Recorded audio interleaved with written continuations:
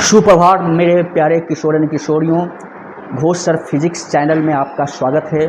आज जो हम लोग बात करेंगे वो मैग्नेटिज्म के सीरीज़ पे बात करेंगे, जिसमें हमने फर्स्ट वीडियो ऑलरेडी मैग्नेटिज्म को डिफ़ाइन किया था। आज हम लोग पढ़ेंगे मैग्नेटिक फोर्स।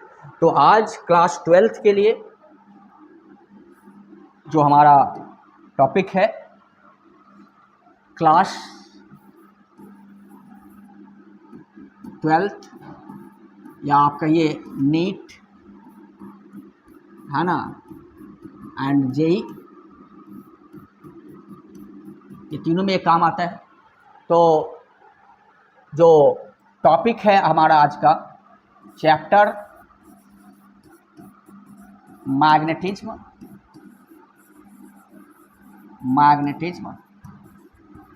और बेटा टॉपिक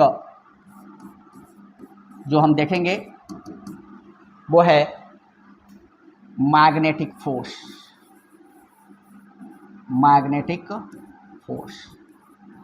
तो आज का टॉपिक है मैग्नेटिक फोर्स। क्लियर है? तो बेटा हम लोग बात करेंगे मैग्नेटिक फोर्स की। मैग्नेटिक फोर्स, तो आज का टॉपिक क्या है? Magnetic force. वही जो कभी सपनों में रहा करती थी और सपना टूट गया, हकीकत में आ गए हम लोग, है ना। तो जीता था जिसके लिए मरता था, वो एक ऐसी लड़की थी जिससे मैं प्यार करता था। वो कौन है? मैग्नेटिक फोर्स यार। वो कौन है? मैग्नेटिक फोर्स, है ना। जिसके लिए जीते हम लोग, जिसके लिए मरते हम लोग। और हमारे आज के इस कन्वर्सेशन में हमारी जो प्यार है, हमारा जो थीम है वो है मैग्नेटिक फोर्स। ओके, तो चलिए मैग्नेटिक फोर्स पे हम बात करते हैं नाउ। तो देखो बेटा, ये सेकेंड वीडियो है आपका मैग्नेटिज्म का, है ना। हमने फोर्स का इक्वेशन लिखा था, मैग्नेटिक फोर्स बराबर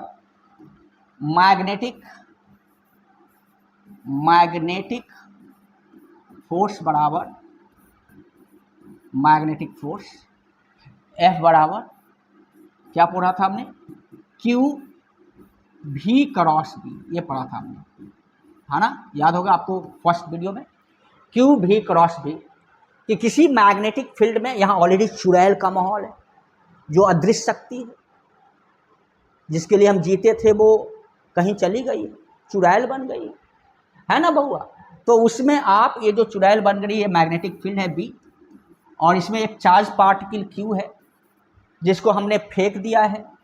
भाई ऐसा होता है तो हम लोग फेंकते ही हैं, देखते ना है भाई। वो चली गई है, जीता था जिसके लिए, मरता था जिसके लिए, वो एक ऐसी थी जिससे मैं प्यार करता था। तो भाई प्यार कर दिया तो अब तो वो चली गई, तो सब फेंक दिए, इसको फेंक दिए थीटा एंगल पे बेटा। तो फेंक दिए तो इस पर फोर्स लगेगा, तो फोर्स लगेगा Q V क्रॉस B। इसका मैग्नीट्यूड है Q V B sine theta, मतलब फाइनली लिख दे बेटा, आप जानते हो इसका magnitude Q V B sine theta. Q V B sine theta, Q is the charge, V is the speed of the charge particle, B is the magnetic field and theta is the angle between velocity and magnetic field। ये आप magnitude देख लो। अब ये पहली बार हो रहा है कि जिसमें हमने फोर्स लिखा है, जो किसी चार्ज पार्टिकल को अगर मैग्नेटिक फील्ड में प्रोजेक्ट कर देते हैं v वेलोसिटी से, तो उस पर जो फोर्स लगता है बेटा मैग्नेटिक फोर्स, वो लगता है Q V B sine theta. ये मैग्नीट्यूड और डायरेक्शन आप क्रॉस प्रोडक्ट से निकालेंगे। पूरा डिस्कशन आज हम इस पर करेंगे। तो देखिए किस आधार पे क्या अवलोकन किया हमने, क्या ऑब्जर्वेशन किया, जिस ऑब्जर्वेशन के आधार पे हमने लिख दिया कि किसी चार्ज पार्टिकल को जब मैग्नेटिक फील्ड में v वेलोसिटी से फेंक देंगे तो उस पर जो फोर्स लगेगा वो लगेगा Q V क्रॉस B, जिसका magnitude according to the dot cross product V B sine theta. तो मैग्नीट्यूड जो है वो क्या है? Q V B sine theta. बेटा आज इस पर डिस्कशन करेंगे। तो देख लीजिए यहां से नाउ, पहला जो ऑब्जर्वेशन है, जिस ऑब्जर्वेशन के आधार पे हम ऐसा लिखने के लिए मजबूर हो गए, वो ऑब्जर्वेशन देखो। जो फर्स्ट ऑब्जर्वेशन हुआ क्या बेटा, फर्स्ट ऑब्जर्वेशन ये हुआ कि हम अगर यहां मैग्नेटिक फील्ड है, वो चुड़ैल का माहौल है, वो अदृश्य शक्ति है, मैग्नेटिक फील्ड ऑलरेडी एग्जिस्ट कर रहा है, बी नॉट इक्वल टू, है ना, B not equal to, B zero नहीं है, ऑलरेडी मैग्नेटिक फील्ड है। यहाँ पे वेलोसिटी और एक पार्टिकल को हमने फेंक भी दिया, पार्टिकल है उसको हमने फेंका भी है, थीटा भी, लेकिन वो चार्ज पार्टिकल नहीं है, चार्ज पार्टिकल नहीं है, मतलब Q बराबर क्या है, जीरो।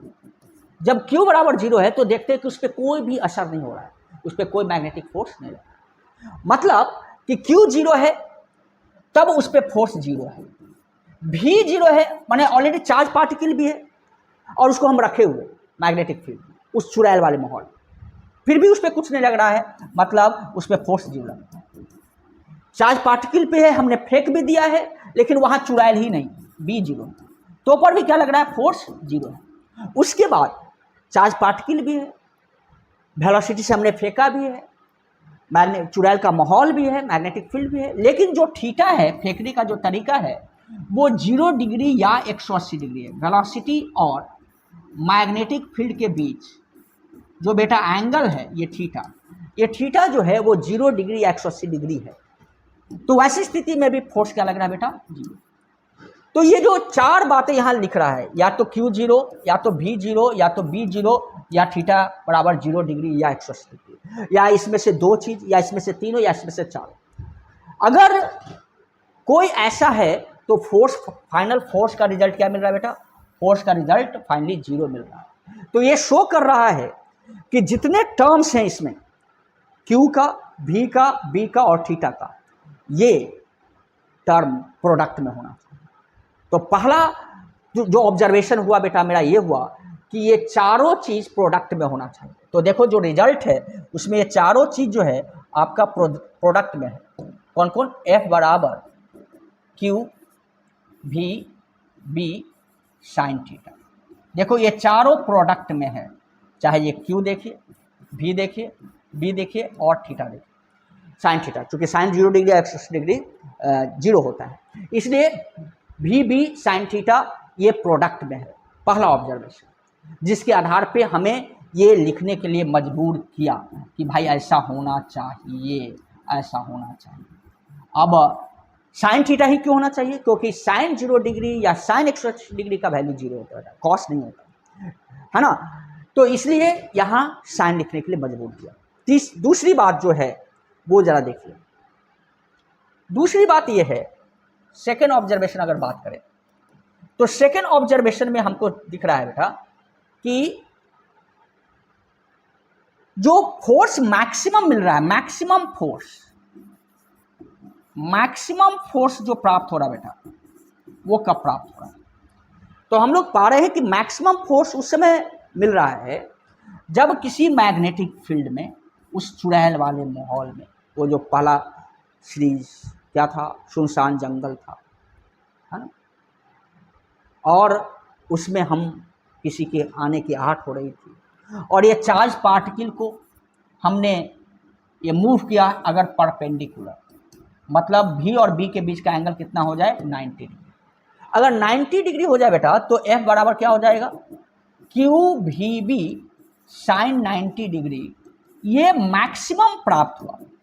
QVB देखा गया कि मैक्सिमम जो मैग्नेटिक फोर्स है बेटा, मैक्सिमम जो मैग्नेटिक फोर्स है वो उस समय प्राप्त हो रहा है जब चार्ज पार्टिकल को मैग्नेटिक फील्ड के परपेंडिकुलर फेंका जाए, उस समय हमें मैक्सिमम प्राप्त हो रहा है। ये दो अवलोकन, दो ऑब्जर्वेशन इस बात की गवाही दे रहा है कि इसका जो एक्सप्रेशन होगा वो उसमें सारे ये जो राइट साइड के टर्म्स हैं, चार ये जो सारे क्वांटिटी हैं, चार्ज, वेलोसिटी, मैग्नेटिक फील्ड और साइन थीटा, ये सब प्रोडक्ट में होना चाहिए। तीसरी बात, जो तीसरा ऑब्जर्वेशन हमें यहां प्राप्त हुआ वो ये हुआ कि बेटा जो मैग्नेटिक फोर्स का डायरेक्शन किधर, direction of magnetic force, direction of magnetic,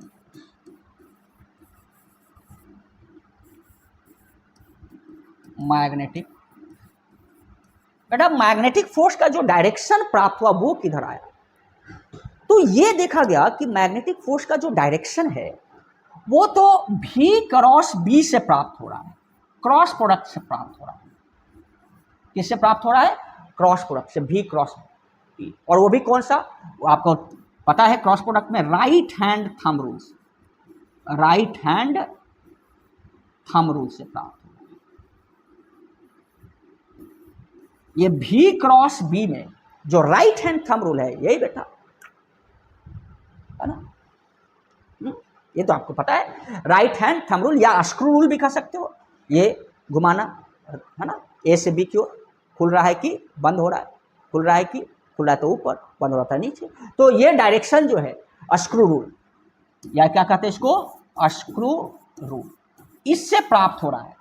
और एक बात और आ रही है कि V क्रॉस B के डायरेक्शन में हमारा फोर्स का डायरेक्शन आ रहा है, V क्रॉस B के डायरेक्शन में फोर्स का डायरेक्शन आ रहा है अगर Q पॉजिटिव है तब। कब? जब Q क्या है? पॉजिटिव है तब।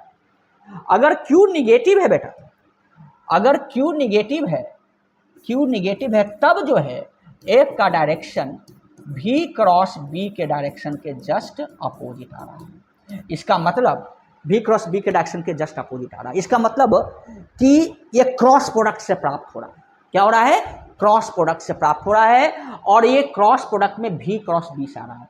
तो डायरेक्शन और मैग्नीट्यूड के ऑब्जर्वेशन के आधार पे हम लोग इस कंक्लूजन पे पहुंचे थे कि इसका जो एक्सप्रेशन लिखा जाएगा मैग्नेटिक फोर्स को, वो एक्सप्रेशन लिखा जाएगा expression of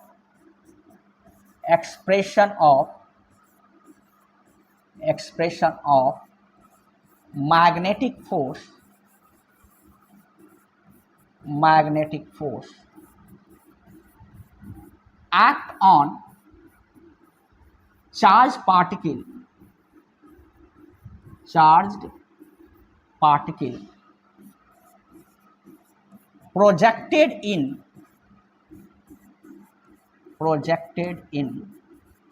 magnetic field,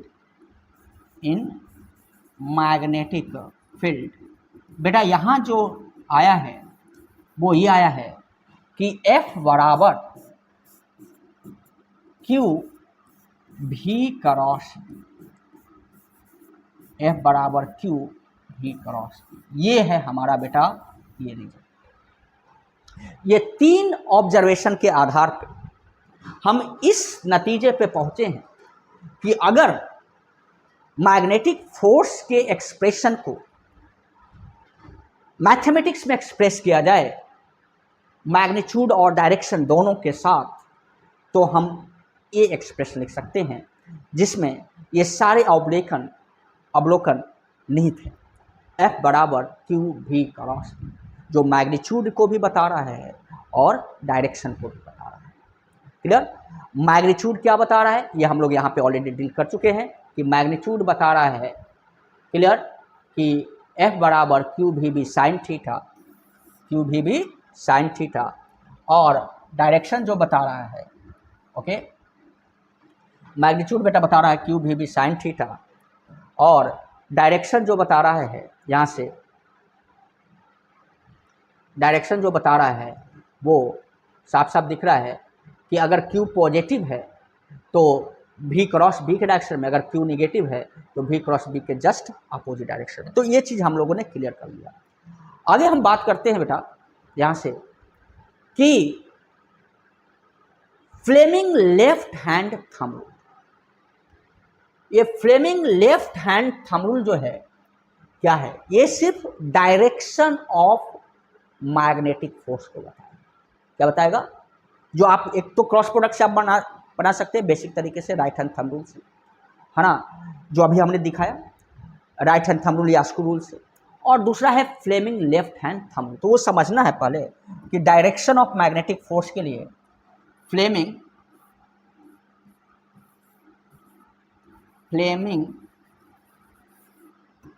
left hand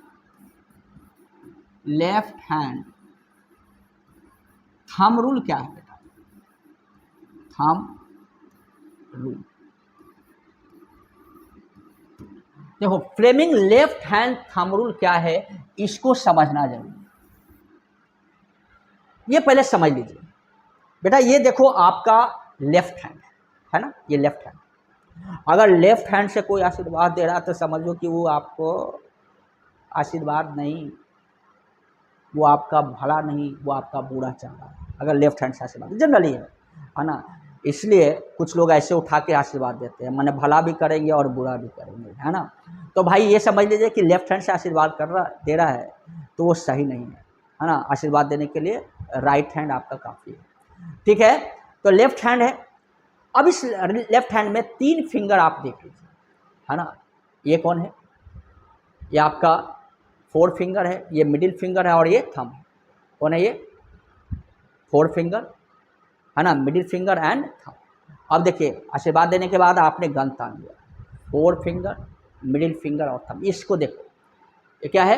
4 finger, ये मिडिल फिंगर और ये थंब है, ठीक है। क्या कहता है यहाँ पे? देखो, मैं उतने बड़ा आर्टिस्ट तो हूँ नहीं, इसलिए हम इसको यहीं पे आपको बना देते हैं कि भाई ये आपका एक फिंगर है, ये आपका ये फिंगर है और ये आपका ये फिंगर, ठीक है। चलिए, ओके। अब यहाँ पे देखो, ये हमारा 4 फिंगर है बेटा, ये आपका 4 फिंगर है। कौन है? 4 फिंगर। ये क्या है? थंब है। ये क्या है? Middle finger, middle finger. Fleming left hand thumb rule कहता क्या है? तीनों म्यूचुअली परपेंडिकुलर। देखो, तीनों एक दूसरे एकदम टाइट कर लीजिए, एकदम गन की तरह, है ना। तो ये हमारा जो है, देखो बेटा, ये जो है हमारा, मेरे प्यारे होनहारों,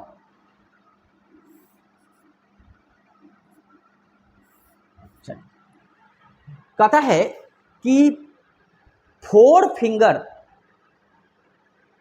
मैग्नेटिक फील्ड के डायरेक्शन में रखना है, बी के डायरेक्शन में। बी क्या है? बी हमारा मैग्नेटिक फील्ड। बी हमारा क्या बेटा? मैग्नेटिक फील्ड के डायरेक्शन में। मैग्नेटिक फील्ड के डायरेक्शन में 4 फिंगर को रखना है। ये जो मिडिल फिंगर है, उसके डायरेक्शन में चार्ज पार्टिकल का वेलोसिटी रखना है। माने वेलोसिटी के डायरेक्शन में मिडिल फिंगर को रखना है। Velocity of charge particle, velocity of charged particle. बेटा, चार्ज पार्टिकल के वेलोसिटी के डायरेक्शन में आपको भी को रखना है। तो अंगूठा जिधर जाएगा, ये थंब जिधर जाएगा, थंब, वही मैग्नेटिक फोर्स का डायरेक्शन बताएगा। उस पर फोर्स किधर लगेगा वो कौन बताएगा? थंब, अंगूठा, ये फोर्स बताएगा। अगर चार्ज पॉजिटिव है तो इफ क्यू पॉजिटिव, और अगर क्यू निगेटिव है तो थंब के अपोजिट, ये अपोजिट साइन है ना, फोर्स होगा। अगर चार्ज क्या है बेटा? क्यू निगेटिव है। यही कह रहा है फ्लेमिंग लेफ्ट हैंड थंब।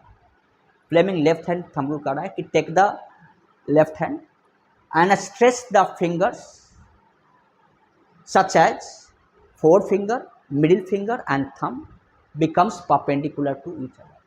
एक दूसरे के क्या हो जाए? परपेंडिकुलर हो जाए, एक दूसरे के परपेंडिकुलर। क्लियर? तो 4 फिंगर को आप मैग्नेटिक फील्ड के डायरेक्शन में रख दीजिए, मिडिल फिंगर को वेलोसिटी के डायरेक्शन में रख दीजिए। तो अंगूठा जिधर जाएगा वही मैग्नेटिक फोर्स का डायरेक्शन होगा, अगर चार्ज पॉजिटिव है तो। और अगर चार्ज नेगेटिव है तो जिधर अंगूठा जाएगा उसके जस्ट अपोजिट होगा मैग्नेटिक फोर्स का डायरेक्शन। तो इसके आधार पे भी आप किसी चार्ज पार्टिकल को मैग्नेटिक फील्ड में प्रोजेक्ट करते हैं तो उस पर फोर्स किधर लगेगा, वो आप डिसाइड कर सकते हैं अगर तीनों, अगर ये दोनों बी और बी के बीच का एंगल क्या हो, 90 डिग्री हो तो। अदरवाइज जो आपका लेफ्ट हैंड थंब रूल है, जो क्रॉस प्रोडक्ट का बेसिक रूल है डायरेक्शन निकालने का, है ना, बी क्रॉस बी से, राइट हैंड थंब रूल ए से बी की ओर, या स्क्रू रूल से आप निकाल सकते हैं। लेकिन ये भी एक तरीका है ना, अगर मैग्नेटिक फील्ड और वेलोसिटी का डायरेक्शन एक दूसरे पे परपेंडिकुलर है, तो उस डायरेक्शन, उस केस में आप Fleming left hand thumb rule से भी डायरेक्शन निकाल सकते हो इस तरीके से। क्लियर? चलिए, नाउ अब जो बात करेंगे वो ये कि path of charge particle, path of charge particle, charge particle projected in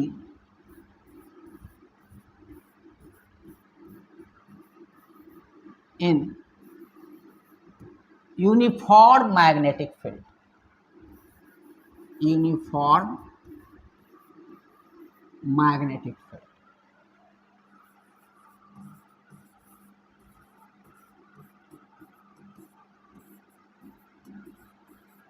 मेरे प्यारे नौजवानों, जवानी की दहलीज पे कदम रखने वालों, किशोर एंड किशोरी, हम ये देखने वाले हैं कि यहाँ पे ऑलरेडी मैग्नेटिक फील्ड है, यूनिफॉर्म मैग्नेटिक फील्ड। यूनिफॉर्म जैसे यूनिफॉर्म इलेक्ट्रिक फील्ड दर्शाते हैं, उस तरीके से यूनिफॉर्म मैग्नेटिक फील्ड भी दर्शाते हैं। यहाँ ऑलरेडी यूनिफॉर्म मैग्नेटिक फील्ड है बेटा, already uniform magnetic field, space same रहता है ना, ये ऑलरेडी यूनिफॉर्म मैग्नेटिक फील्ड है ना। आपको पता है कि दोनों के बीच गैप सेम रहता है, ये यूनिफॉर्म मैग्नेटिक फील्ड है बेटा ऑलरेडी। और इस यूनिफॉर्म मैग्नेटिक फील्ड में एक चार्ज पार्टिकल क्यू को, एक चार्ज पार्टिकल क्यू को हमने v वेलोसिटी से प्रोजेक्ट कर दिया गया किसी एंगल पे। यही आज देखेंगे डिफरेंट डिफरेंट एंगल से। तो उसका पाथ कैसा हो, वो किस तरीके से मूव करेगा, वो कौन से पाथ में मूव करेगा, आज इसी का एनालिसिस करेंगे। तो सबसे पहला जो पाथ हम यहाँ पे डिस्कस करेंगे कि इफ थीटा बराबर 0 डिग्री और 180 डिग्री, मतलब एक यूनिफॉर्म मैग्नेटिक फील्ड में चार्ज पार्टिकल को इस तरीके से प्रोजेक्ट किया है कि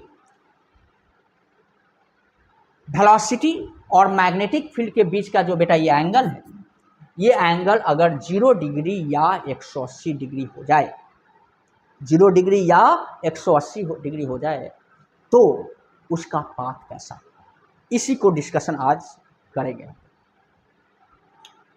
देखो, अगर थीटा बराबर 0 डिग्री 180 डिग्री, इसका क्या मतलब हुआ? मतलब ये हुआ कि अगर ये मैग्नेटिक फील्ड है बेटा बी, और इसमें हमने इस चार्ज पार्टिकल को, चार्ज पार्टिकल क्यू को हमने प्रोजेक्ट कर दिया है इसी डायरेक्शन में। तो अगर इसी डायरेक्शन में प्रोजेक्ट कर दिया है तो थीटा बराबर कितना है, 0 डिग्री। और इसके अगर अपोजिट डायरेक्शन में प्रोजेक्ट कर दिया है, मतलब हमारा मैग्नेटिक फील्ड ये है और हमने चार्ज पार्टिकल को बेटा प्रोजेक्ट कर दिया है इसके अपोजिट डायरेक्शन में, मतलब इस डायरेक्शन में। तो इस केस में जो थीटा है, इस केस में थीटा बराबर कितना है, 0 डिग्री है। इस केस में थीटा बराबर 180 डिग्री। आप अभी जानते हो कैसे लगाते हैं, है ना, तेरे पाँव पे मेरा पाँव, पाँव पे पाँव रखेंगे तो ये 0 डिग्री, यहाँ पे पाँव रखेंगे मैग्नेटिक फील्ड और वेलोसिटी, मैग्नेटिक फील्ड इधर, वेलोसिटी इधर 180 डिग्री, मैग्नेटिक फील्ड इधर, वेलोसिटी इधर 0 डिग्री। तो 0 और 180 साफ साफ आपको दिख रहा है। ऐसे केस में जरा देखिए मैग्नेटिक फोर्स क्या होगा, आइदर थीटा बराबर 0 डिग्री या पहले थीटा बराबर 0 डिग्री पे देख लेते हैं।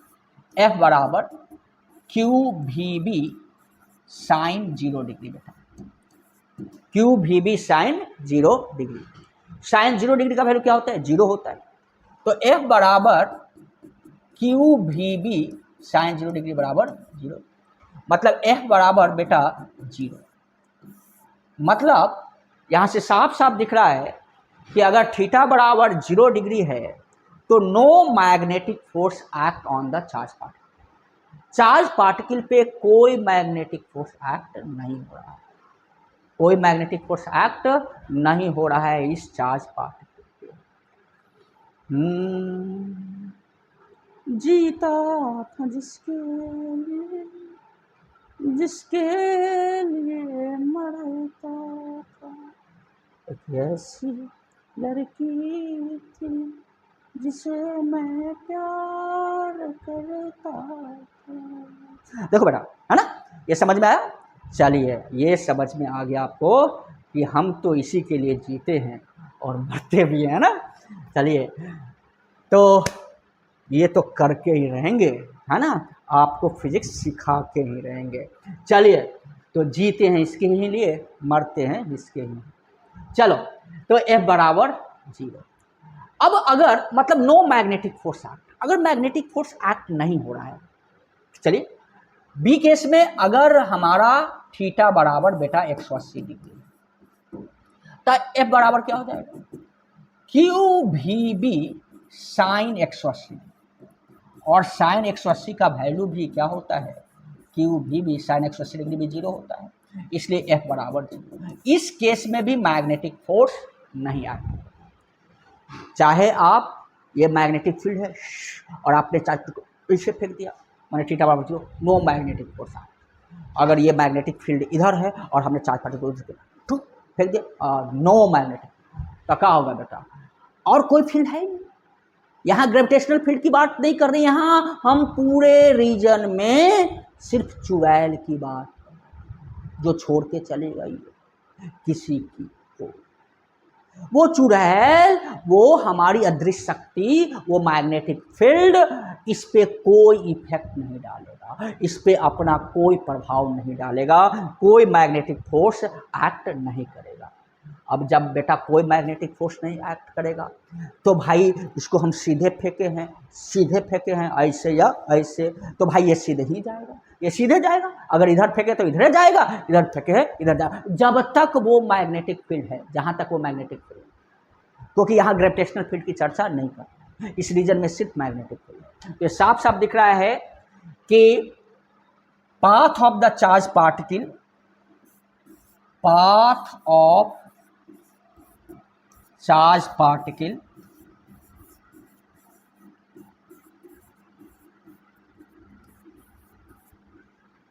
is a straight line, is a straight line with uniform velocity, with uniform velocity माने जिस वेलोसिटी से आप फेंके हो उसी वेलोसिटी से चलता रहेगा, with यूनिफॉर्म वेलोसिटी। मतलब पाथ तो स्ट्रेट लाइन होगा, पाथ कैसा होगा? स्ट्रेट लाइन होगा, सेम वेलोसिटी से एलोंग मैग्नेटिक फील्ड, वो भी मैग्नेटिक फील्ड के एलोंग ही, मैग्नेटिक फील्ड के एलोंग ही। स्ट्रेट लाइन, मैग्नेटिक फील्ड इधर है तो ये स्ट्रेट लाइन भी इधर ही होगा, अगर मैग्नेटिक फील्ड इधर है तो ये स्ट्रेट लाइन भी इधर ही होगा, अगर मैग्नेटिक फील्ड इधर है तो स्ट्रेट लाइन भी इधर होगा, इधर तो इधर होगा, ठीक है। तो जिधर है उधर रहेगा, माने इधर मैग्नेटिक फील्ड है बेटा, अगर ऐसे फेंके हो तो इधर ही जाएगा, अगर ऐसे फेंके हो तो इधर ही जाएगा, मतलब जिधर मैग्नेटिक फील्ड है उधर ही जाएगा, स्ट्रेट लाइन। बात समझ गए आप, है ना? तो कहने का मतलब है कि जब थीटा बराबर 0 डिग्री या 180 डिग्री, वैसे केस में चार्ज पार्टिकल का जो पाथ होगा वो स्ट्रेट लाइन होगा along the direction of magnetic field. जिधर मैग्नेटिक फील्ड का डायरेक्शन होगा पार्टिकल भी उधर जाएगा, इधर मैग्नेटिक फील्ड है इधर जाएगा, इधर है तो इधर जाएगा, ठीक है, ये समझ गए। चलिए, जब थीटा बराबर 0 डिग्री हो या 180 डिग्री हो, बेटा आगे बढ़ते हैं। अब जो है अगर सेकेंड केस में अगर हम कहते हैं कि इफ अगर थीटा बराबर बेटा हो जाए 90 डिग्री, तब क्या होगा? थीटा बराबर हो जाए 90 डिग्री। ठीक, तो थीटा बराबर 90 डिग्री हो जाएगा। मतलब कहने का ये कि हमारा यूनिफॉर्म मैग्नेटिक फील्ड इस डायरेक्शन में है, यूनिफॉर्म मैग्नेटिक फील्ड इस डायरेक्शन में, और हमने चार्ज पार्टिकल को बेटा फेंक दिया ऐसे, ये चार्ज पार्टिकल था, इसको हमने फेंक दिया ऐसे परपेंडिकुलर। तो ये थीटा बराबर कितना हो गया 90 डिग्री। तो थीटा बराबर 90 डिग्री हो जाएगा तो क्या होगा, है ना। तो ऐसे केस में चार्ज पार्टिकल को आपने ऐसे फेंका है, तो magnetic force act on the charge particle, F क्या हो जाएगा, एफ बराबर आप जानते हो क्यू भी क्रॉस बी। मतलब मैग्नीट्यूड अगर देखें बेटा पहले, एफ बराबर Q V B sign theta. बेटा यहां से लिख दें एफ बराबर Q V B sign 90 degree. ये साफ साफ दिखा रहा है कि एफ बराबर क्या हो गया, Q V B sign 90 degree 1। मतलब एफ बराबर आ गया क्यू भी, मतलब magnetic force act on the charge particle. जो यहाँ पे जो मैग्नेटिक फोर्स एक्ट हो रहा है चार्ज पार्टिकल पे, वो हो रहा है Q V B, that is the maximum magnetic force act on the charge particle. सबसे ज्यादा डाइन ने प्रभाव डाला इसमें। अब किधर डाला ये तो हम अभी डायरेक्शन पे से पता करेंगे। इतना ज्यादा, सबसे ज्यादा, मैक्सिमम, यहां हम लिख सकते हैं maximum magnetic force, magnetic force act on charge particle.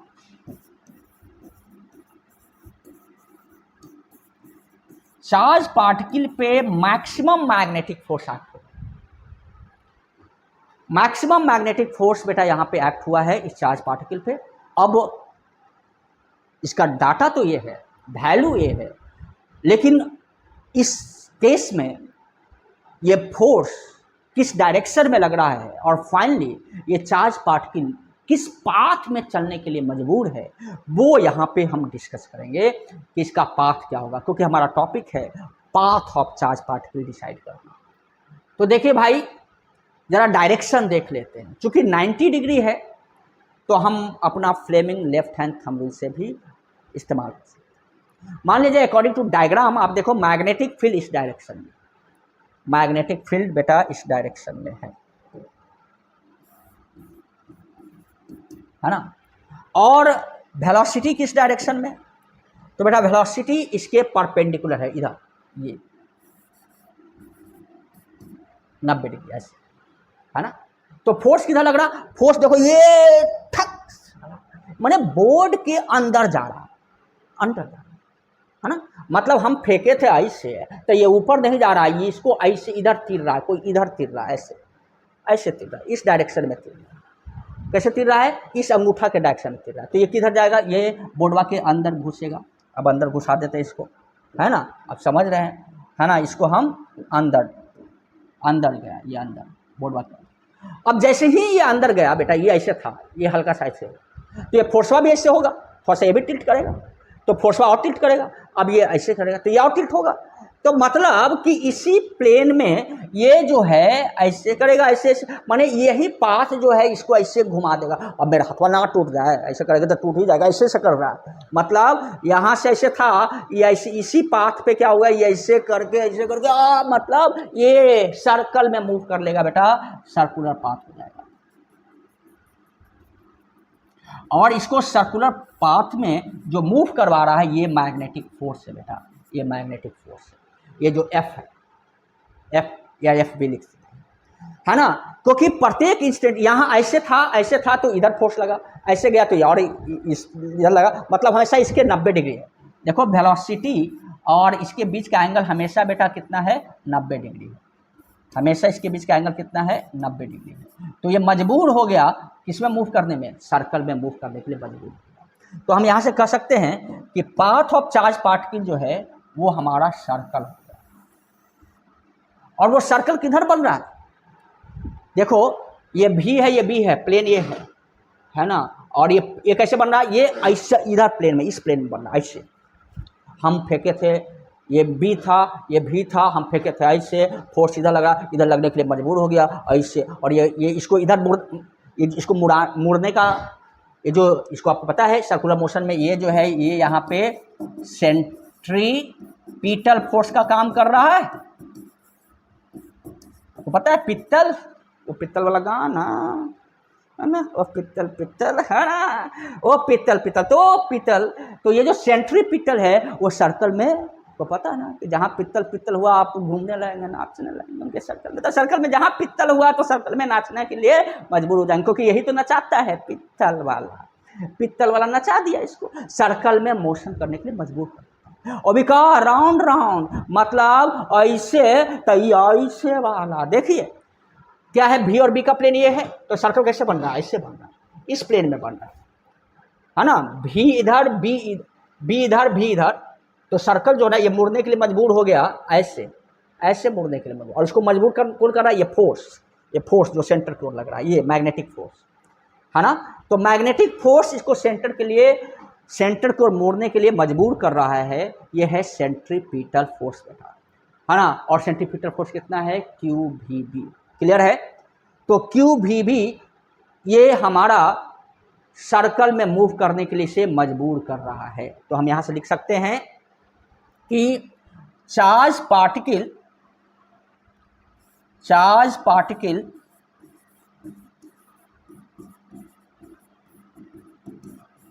move in a circle whose plane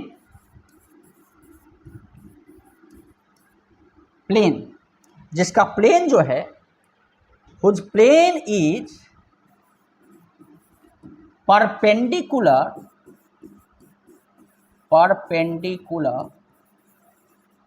to the plane of vector V and vector B। जो V और B का जो प्लेन है उसके परपेंडिकुलर प्लेन में ये क्या कर रहा है बेटा, मूव कर रहा है, ये FB है ना। ये जो चार्ज पार्टिकल यहाँ से चला था, इसको आप फेंके थे इधर, लेकिन ये इधर चला गया, इधर चल गया, फिर इधर चल गया, फिर इधर चल गया, फिर यहाँ पहुँच गया, मैंने सर्कल में मूव कर रहा है। और उसका जो प्लेन है, हमने अभी कहा कि V और B का प्लेन ये है, तो ये मूव किया ऐसे मूव किया। और चूंकि फोर्स हमेशा परपेंडिकुलर है वेलोसिटी के, फोर्स हमेशा वेलोसिटी के परपेंडिकुलर है, इसीलिए यहाँ पे क्या होगा कि ये यूनिफॉर्म सर्कुलर मोशन करेगा। स्पीड में कोई चेंज नहीं हो रहा है, डायरेक्शन बदल रहा है, लेकिन स्पीड में कोई चेंज नहीं कर रहा है। It is uniform circular motion. कैसा मोशन हो रहा है बेटा, यूनिफॉर्म सर्कुलर मोशन, ये यूनिफॉर्म सर्कुलर मोशन। कैसा मोशन हो रहा है, it is uniform circular motion हो रहा है। मतलब जिस स्पीड से आपने प्रोजेक्ट किया है उसी स्पीड से ये मूव करता रहेगा, सेम स्पीड से मूव करता रहेगा, यूनिफॉर्म सर्कुलर मोशन हो रहा है, ठीक है। तो स्पीड में कोई चेंज नहीं हो, हाँ वेलोसिटी लगातार चेंज हो रहा है क्योंकि डायरेक्शन लगातार चेंज हो रहा है। ये तो आप सर्कुलर मोशन के कंसेप्ट को जानते हो कि स्पीड अगर यूनिफॉर्म सर्कुलर मोशन है तो स्पीड कांस्टेंट, स्पीड जो है v बराबर कांस्टेंट होता है। लेकिन अगर आपसे कहे कि क्या वेलोसिटी कांस्टेंट है, यहाँ पे नो, वेलोसिटी जो है वेक्टर v जो है वो कांस्टेंट नहीं है, ये वेरिएबल है। तो क्या है, वेरिएबल है, लगातार इसका डायरेक्शन चेंज हो रहा है टेंजेंट के लॉन्ग, सर्कल के टेंजेंट के लॉन्ग लगातार डायरेक्शन चेंज हो रहा है, अलोंग द टेंजेंट हो जाता है direction, along the tangent, direction अगर डायरेक्शन ऑफ वेलोसिटी जो होता है हमेशा टेंजेंट के अलोंग होता है, टेंजेंट के अलोंग होता है। तो ये आपने देखा कि ऐसे केस में पार्टिकल जो है वो सर्कुलर मोशन करने लगता है। अगर मान लिया जाए बेटा v इधर है, ये v है और ये बेटा b इधर है, तो v और b का प्लेन ये बन रहा है, तो v इधर है b इधर है, तो ये कैसे बनेगा, v क्रॉस b। अगर पॉजिटिव चार्ज पार्टिकल है तो फोर्स इधर है, तो ये जो है यहाँ से ये प्लेन ऐसे है, तो ये किस प्लेन में मूव करेगा, ये इस प्लेन में, इसके परपेंडिकुलर प्लेन। है ना, क्योंकि ये ऐसे लग रहा है, ऐसे लग रहा है, तो इसको ऐसे मोड़ देगा, ये ऐसे मोड़ेगा, ऐसे मोड़ेगा, धीरे धीरे ऐसे मूव करेगा, तो ये जो है इस प्लेन में मूव करेगा। तो डिपेंड कर रहा है भी और बी ये है, तो देखो ये कैसे मुड़ रहा है, भी के प्लेन के इस तरह से मुड़। तो मतलब कि भाई जो प्लेन बनेगा वो भी के प्लेन के परपेंडिकुलर होगा, ये बात आप समझ गए हो, प्लेन के परपेंडिकुलर है। ओके, नाउ अब इसका अगर पूछे कि रिलेशंस क्या है ना, वेलोसिटी अगर मूव कर रहा है तो इसका रेडियस कितना बन रहा है, इसका रेडियस निकालना है, तो हम रेडियस निकाल सकते हैं। कैसे निकाल सकते हैं, देखो आपको पता है कि मैग्नेटिक, यहाँ पे सेंट्रीपिटल फोर्स जो है, सेंट्रीपिटल फोर्स है मैग्नेटिक फोर्स, मैग्नेटिक। अब सेंट्रीपिटल फोर्स होता है कितना, क्यू भी बी, आप देखिए यही देखें, यही मैग्नेटिक फोर्स है, सेंट्रीपिटल फोर्स है ना, यही मैग्नेटिक फोर्स है ना, Q V B sign 90 degree यहाँ पे, और ये कितना के बराबर होता है, M V square by R के बराबर होता है। अब जानता है सेंट्रीपिटल फोर्स होता है, सर्कुलर मोशन पढ़े हो, मास इंटू स्पीड का square into radius of the circle. अब देखिए यहाँ से बात करेंगे तो ये आ गया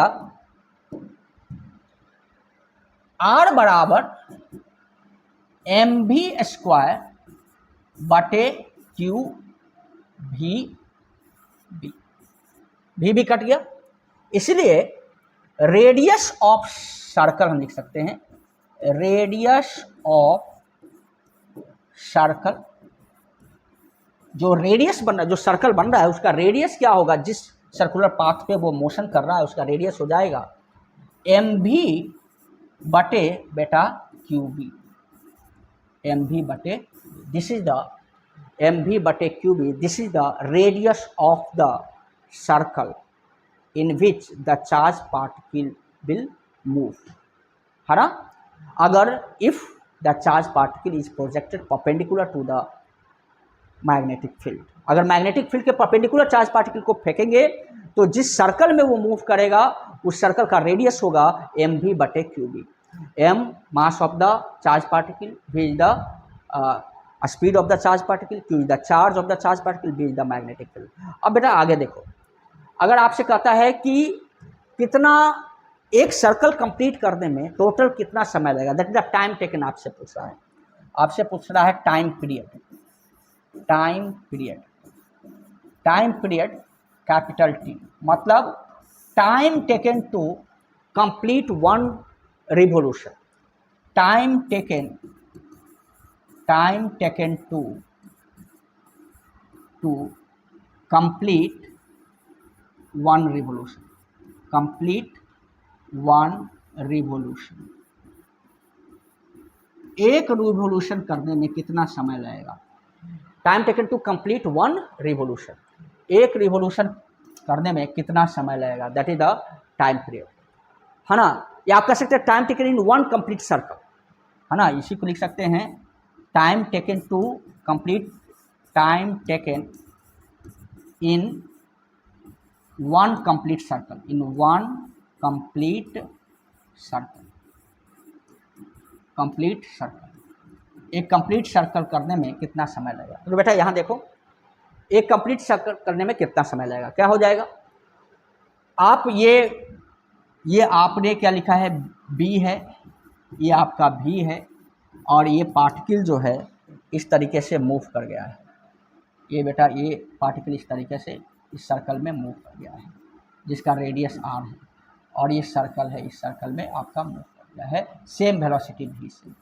इसको मूव करने के लिए मजबूर किया है कौन, magnetic force F B, F मजबूर किया है, मैग्नेटिक फोर्स मजबूर किया है। तो देखिए यहाँ पे कांस्टेंट स्पीड है, तो दूरी बराबर आप जानते हो चाल गुने समय, यहाँ दूरी है 2 पाई आर, चाल है भी और समय है टी, टाइम पीरियड, इसलिए टी बराबर हो गया 2 पाई आर बाई भी, टोटल दूरी है 2 पाई आर, यहाँ से शुरू किया है तो ये डिस्टेंस कितना हो गया, यहाँ से यहाँ तक आया है, ये 2 पाई आर, है ना, स्पीड कितना है v time T.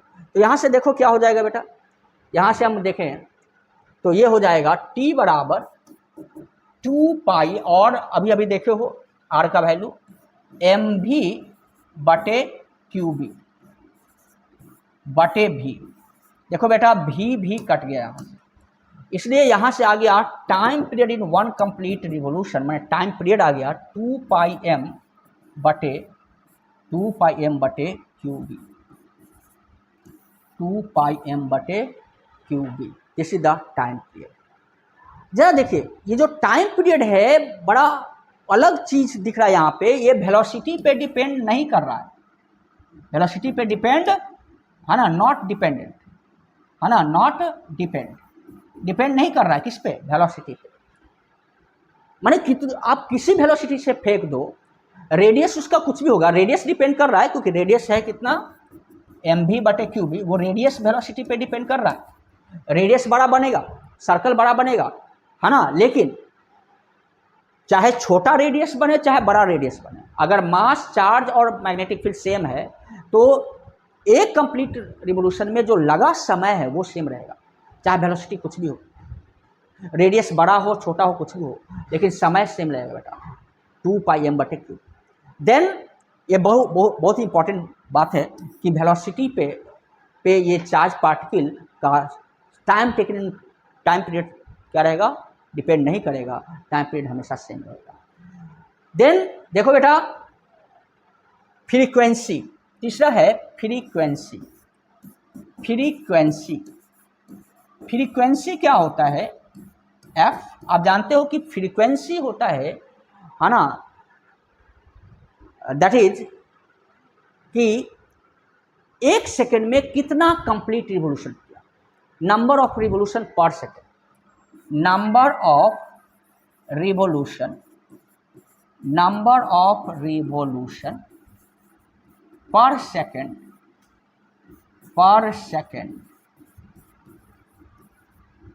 is called frequency,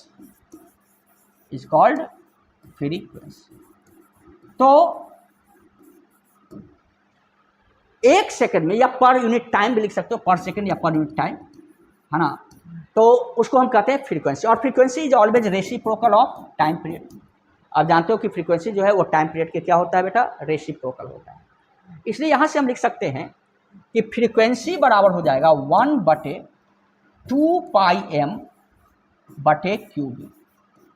मतलब क्या हो गया यहाँ से, इसको अगर हम आगे बढ़ा दें तो क्या हो जाएगा, एफ बराबर फ्रीक्वेंसी बराबर क्यू बी बटे 2 पाई एम, क्यू बी बटे 2 pi m, this is the frequency है ना, कि एक पर यूनिट टाइम कितने बार वो कंप्लीट रिवोल्यूशन करेगा, that is the in circular path में ये चार्ज पार्टिकल है वो कितनी बार कंप्लीट रिवोल्यूशन करेगा, वो है फ्रीक्वेंसी। क्लियर है।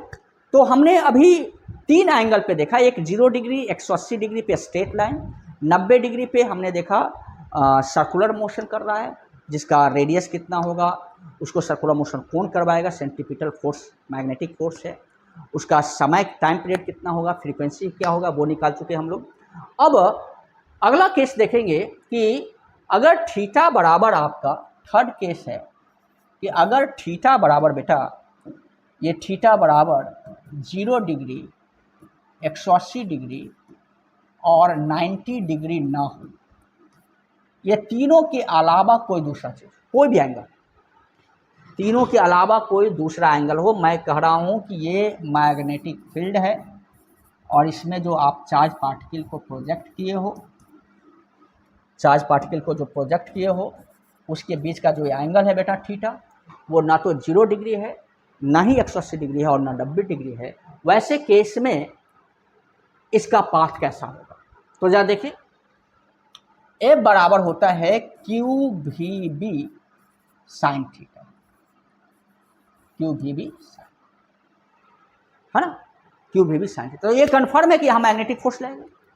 देखो बेटा यहाँ मैग्नेटिक फोर्स का, इस वेलोसिटी का 2 कंपोनेंट है, एक मैग्नेटिक फील्ड के डायरेक्शन में वी एक्स कितना, या इसको पैरेलल कह सकते हैं in the direction of magnetic field, इसको आप लिख सकते हैं भी पैरेलल कितना हो जाएगा, भी कॉस थीटा, और एक मैग्नेटिक फील्ड के परपेंडिकुलर इस डायरेक्शन में कितना v परपेंडिकुलर हो जाएगा v sine theta.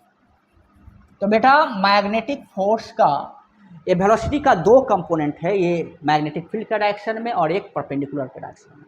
Magnetic field के डायरेक्शन में है बेटा v cos थीटा और उसके परपेंडिकुलर डायरेक्शन में कितना है v sin थीटा है। ठीक है, v sin थीटा है। ये परपेंडिकुलर, ये पैरेलल और ये परपेंडिकुलर दो कंपोनेंट है। आपको पता है कि ये जो पैरेलल कंपोनेंट है मैग्नेटिक फील्ड इस डायरेक्शन में, मैग्नेटिक फील्ड आपका इस डायरेक्शन में और वेलोसिटी जो आपका इसका पैरेलल कंपोनेंट है कौन v cos थीटा। आपको पता है कि ये इसको पहला केस आपने देखा था, ये इसको सीधे ले जाना चाहेगा, सीधे ले जाना चाहेगा, क्लियर है, ये इसको सीधे ले जाना चाहेगा। जबकि ये जो कंपोनेंट है परपेंडिकुलर कंपोनेंट, ये इसको सर्कल में, ये पैरेलल कंपोनेंट और जो परपेंडिकुलर कंपोनेंट है ये इसको सर्कल में मूव करवाना चाहेगा। माने चलते चलते सर्कल बनेगा बेटा, चलते चलते सर्कल का है, क्योंकि ये इसको आगे चलाने की कोशिश करेगा और ये कंपोनेंट आगे ले जाएगा और ये कंपोनेंट इसको ऐसे सर्कल में, चूंकि सर्कल हमेशा v और b का जो प्लेन है, v इधर है b इधर है, तो एक कंपोनेंट इधर और दूसरा कंपोनेंट इधर। ठीक है, तो दूसरा कंपोनेंट जो है उसका वो इसको सर्कल में मूव करवा रहा है, इधर ऐसे मोड़ रहा है और ये मोड़ रहा है, तब तक ये चल रहा है, तो मोड़ते मोड़ते आगे चलेगा, मोड़ते मोड़ते आगे चलेगा। मतलब ये जो पाथ हो जाएगा बेटा वो इस तरह का पाथ हो जाएगा। ये एक्चुअली में ये आगे जाएगा, ये पीछे बैक नहीं हो रहा है, ये आगे ही जा रहा है, ये आगे ही जा रहा है। ठीक है, ये आगे ही जा रहा है, ये सर्कुलर मोशन करते, हेलिकल पाथ हो गया। कैसा पाथ हुआ, स्प्रिंग का हेलिकल, ऐसे तीर दीजिए, हेलिकल पाथ हो गया ये। तो हेलिकल पाथ हो गया, ये आगे ले जा रहा है और ये इसको सर्कुलर मोशन करवा रहा है। ये हॉरिजॉन्टल कंपोनेंट का काम है v पैरेलल वाले का और ये काम है v परपेंडिकुलर वाले का। तो ये चलते चलते सर्कुलर मोशन करेगा, मतलब हम कह सकते हैं कि बेटा ये हेलिकल पाथ में मूव करेगा, मतलब चलते चलते सर्कुलर मोशन करेगा, चलते चलते सर्कुलर, रुकेगा नहीं, चलते चलते सर्कुलर मोशन करेगा। क्लियर है, तो ये जो काम कर रहा है, इसको आगे ले जाने का जो काम कर रहा है वो काम कर रहा है v parallel, v cos theta, जो स्ट्रेट लाइन में मोशन करवाना है, और ये जो काम कर रहा है वो v perpendicular, v sin theta कर रहा है, वो कर रहा है। तो भाई यहाँ पे अगर इस सर्कल का रेडियस कहेंगे कि क्या होगा,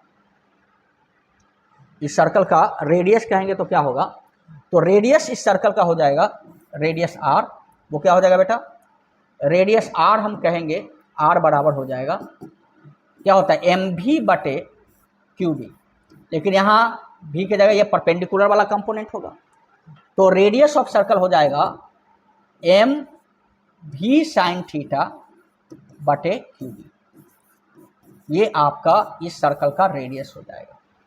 और यहाँ जो टर्म डिफाइंड है उसको कहते हैं पिच। टाइम पीरियड तो सेम ही रहेगा बेटा, टाइम पीरियड तो आप जानते हो, वो हो जाएगा mv बटे टाइम पीरियड। टाइम पीरियड क्या हो जाएगा 2 पाई m बटे क्यूबी, क्योंकि स्पीड पे तो डिपेंड करता नहीं, यहाँ पे फ्रीक्वेंसी वही रहेगा, कितना क्यूबी बटे 2 पाई m, क्योंकि यहाँ स्पीड तो है नहीं इसमें टाइम पीरियड में, तो वो सेम रहेगा। यहाँ एक टर्म डिफाइंड है जिसका नाम है पिच, जिसका नाम है पिच। व्हाट इज पिच, ये समझिए, पिच क्या है, व्हाट इज पिच, पिच क्या है।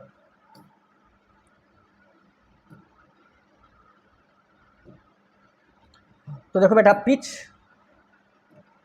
हो जाएगा यहाँ पे,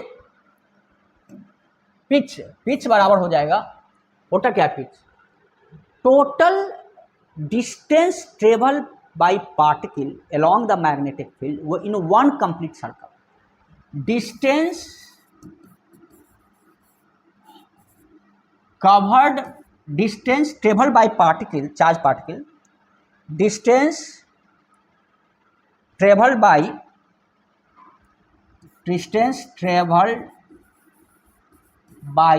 charge particle charge particle along magnetic field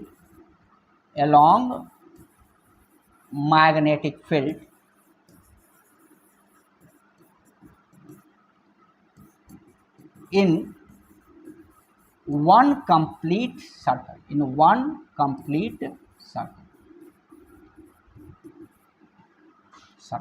एक कंप्लीट सर्कल करने में कितना हॉरिजेंटल डिस्टेंस तय किया, ये जो हॉरिजेंटल डिस्टेंस है बेटा यही कहलाएगा पिच।